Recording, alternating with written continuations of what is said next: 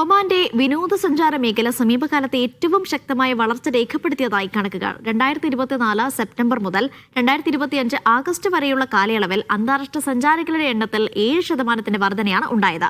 Gulf രാജ്യങ്ങളിൽ നിന്നുള്ള മൊത്തം സഞ്ചാരികളുടെ 40%-ഓളം ഒമാനിലെത്തുന്നുണ്ട്. ഒമാന്റെ വിനോദസഞ്ചാര മേഖല സമീപകാലത്തെ ഏറ്റവും ശക്തമായ വളർച്ച രേഖപ്പെടുത്തിയതായാണ് കണക്കുകൾ സൂചിപ്പിക്കുന്നത്. യൂറോപ്യൻ രാജ്യങ്ങളിൽ നിന്നുള്ള സഞ്ചാരികളുടെ ഒഴുക്കാണ് ഈ മുന്നേറ്റത്തിന്റെ പ്രധാന കാരണം. 2025 ആദ്യ പകുതിയിൽ ഇറ്റലി, സ്പെയിൻ, നെതർലാൻഡ്സ് എന്നീ രാജ്യങ്ങളിൽ നിന്നുള്ള സഞ്ചാരികളുടെ എണ്ണം 44% വർദ്ധിച്ചത്.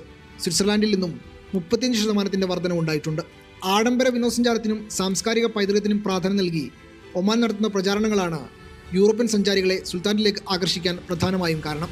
ഗൾഫ് രാജ്യങ്ങളിൽ നിന്നുള്ള ടൂറിസ്റ്റുകളുടെ മൊത്തം സഞ്ചാരികളുടെ 40%-ഓളം ഒമാനിലെത്തുന്നുണ്ട്. ബഹ്റൈനിൽ നിന്ന് 30%-ഉം ഖത്തറിൽ നിന്ന് 8%-ൻ്റെയും വർധനവാണ് കാണിക്കുന്നത്. ഏഷ്യൻ രാജ്യങ്ങളിൽ നിന്ന് ഒമാനിലേക്കുള്ള സഞ്ചാരികളുടെ എണ്ണത്തിലും വർധനവുണ്ട്. സിംഗപ്പൂരിൽ നിന്ന് 34%-ൻ്റെ വർധനവാണ് രേഖപ്പെടുത്തുന്നത്. ഒമാനിലേക്കുള്ള യാത്രയ്ക്കായി ആഗോള ഓൺലൈൻ അന്വേഷണങ്ങളിൽ 43%-ൻ്റെ കുതിച്ചാട്ടവും ഉണ്ടായിട്ടുണ്ട്.